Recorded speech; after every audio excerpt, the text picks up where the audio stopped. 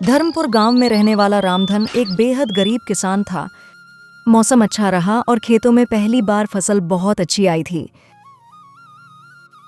पूरे परिवार में एक उम्मीद जाग उठी थी। देखो सुनीता, इस बार कितनी अच्छी फसल हुई है। भगवान ने हमारी सुन ली।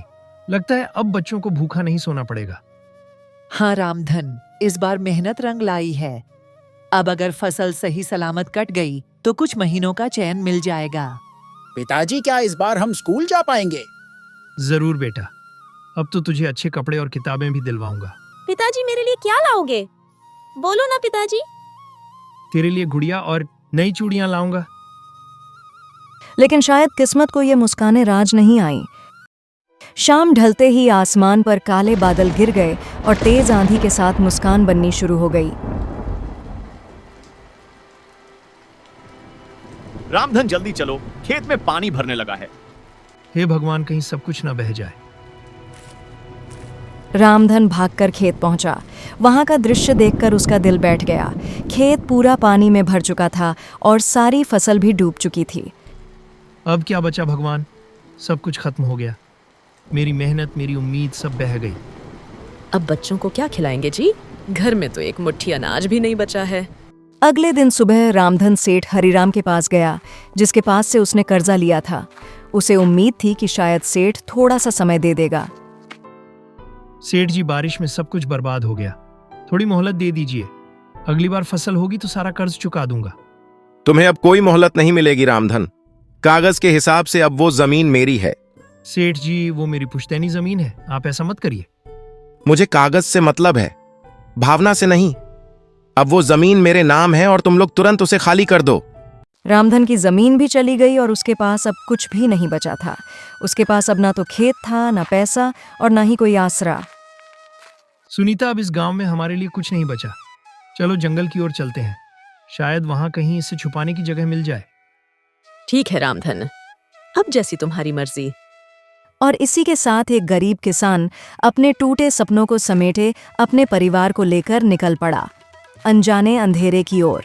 सेठ ने उन्हें जमीन से भी निकाल दिया था और अब उनके पास ना घर का ठिकाना था, ना ही खाने के लिए कुछ था।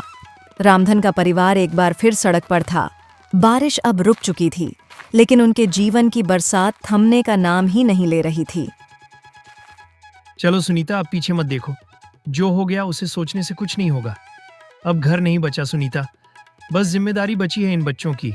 इन्हें भूखा नहीं सोने दूंगा, चाहे मुझे कुछ भी करना पड़े। पिताजी, अब हम कहाँ जाएंगे? बेटा, अभी हम एक जगह चल रहे हैं। वहां शायद कोई बूढ़े बाबा रहते हैं जंगल के किनारे पर। सुना है वो अच्छे इंसान हैं। मुझे बहुत भूख लगी है। बाबू, मुझे खाना चाहिए। थोड़ा और चल ले बेटा, वहां पहुंचते ही कुछ इंतजाम कर लेंगे। रामधन का परिवार गांव से बाहर निकलकर जंगल की ओर बढ़ गया। उन्हें दूर से ही एक टूटी हुई कुटिया दिखाई दी। पास जाने पर देखा, वहां पर एक बूढ़ा साधु अपनी धुनी रमाए बैठा था। बाबा प्रणाम। हम लोग बहुत मुसीबत में हैं। हमारे पास अब कुछ भी नहीं बचा। बेटा, तुम्हारे चेहरे पर ईमानदारी दिख रही है। तुम चाहो तो इस कुटिया में रह सकते हो। कुछ ज्यादा नहीं है, लेकिन सिर छुपाने की जगह मिल जाएगी। आपका धन्यवाद बाबा, भगवान आपको सुख दे। अब वही टूटी कुटिया उनका नया ठिकाना बन गई थी।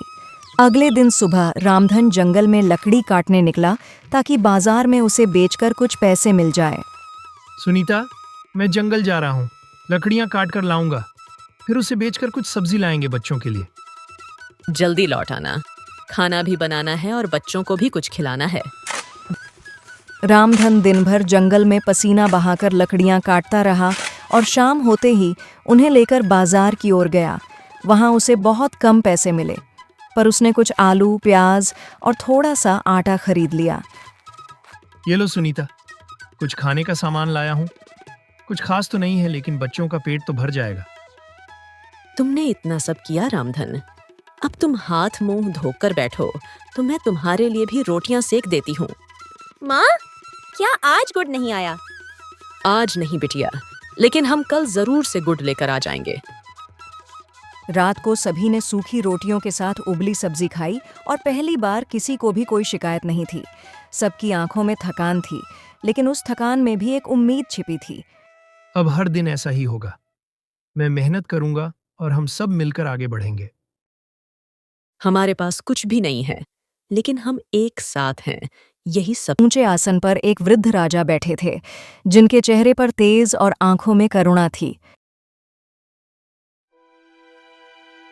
बताओ कौन हो तुम और यहाँ कैसे आए? महाराज, मेरा नाम रामधन है। मैं एक गरीब किसान हूँ। बारिश में मेरी अब तो मैं भी तेरे पीछे से चलूंगा, देखता हूं क्या खेल है। कुछ ही दूर पर वो गुफा होगी। अब गुफा कहाँ है? दिखाई क्यों नहीं दे रही? लगता है किसी रहस्य में छुपा है सब। वो रही मेरी गुफा, वही जगह जहां मेरी तकदीर पलटी। तो तू यहीं आया था, अब मैं भी आऊंगा और जितना सोना मिलेगा सब मेरा होगा। हे भगवान, बस एक बार फिर उस राजा से मिलना हो जाए। अब तेरा भगवान नहीं, मेरा दिमाग चलेगा।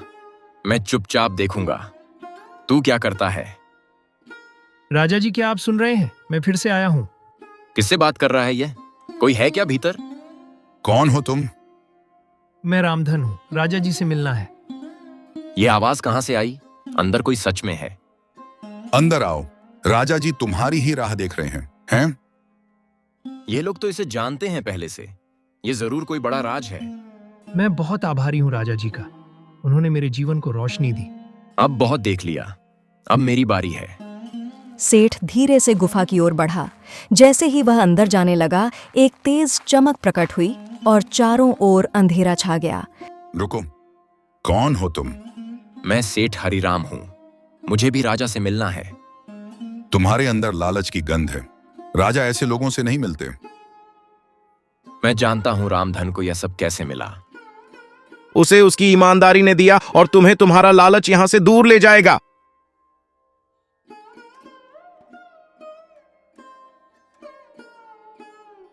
नहीं, मैं भी वही चाहता हूं जो उसे मिला। तुमने गरीबों की जमीन छीनी और अब उसे भी छीनना चाहते हो। यह जगह तुम्हारे लिए नहीं है। राजा के आदेश पर तुम्हें बंदी बनाया जाता। नहीं, यह अन्याय है। मैं कुछ नहीं कर रहा था।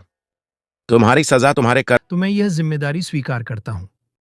तुम्हारा यह उत्तर ही साबित करता है कि तुम इसके लायक हो। मैं वादा करता हूँ कि मैं हमेशा गरीबों के साथ खड़ा रहूंगा, किसी के साथ अन्याय नहीं होने दूंगा। महाराज रामधन को राजगद्दी पे बैठाया जाए। रामधन को नया वस्त्र पहनाया गया, उसके माथे पर राज तिलक किया गया और उसे सिंहासन पर बैठाया गया। रामधन, क्या यह सच में सपना है? नहीं सुनीता, यह भगवान की मर्जी है। अब हम भूखे नहीं सोएंगे, बल्कि दूसरों की भूख मिटाने की जिम्मेदारी लेंगे। अब मैं राजा का बेटा हूं।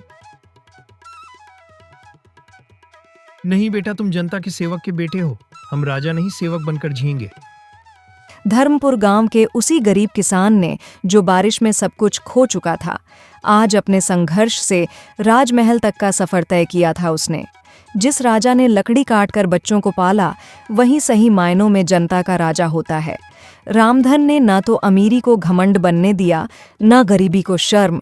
उसने हर परिस्थिति को स्वीकार किया और मेहनत से अपनी तकदीर लिख दी।